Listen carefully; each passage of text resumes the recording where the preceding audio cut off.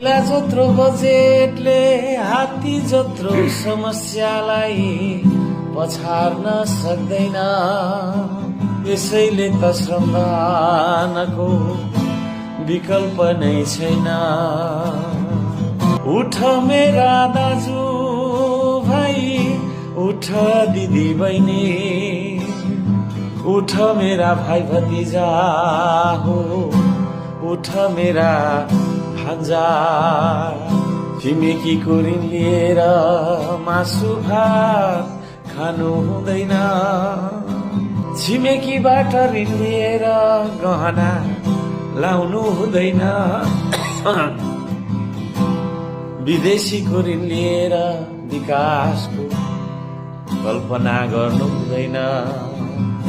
त्यसैले त श्रमदानको विकल्प नै छैन।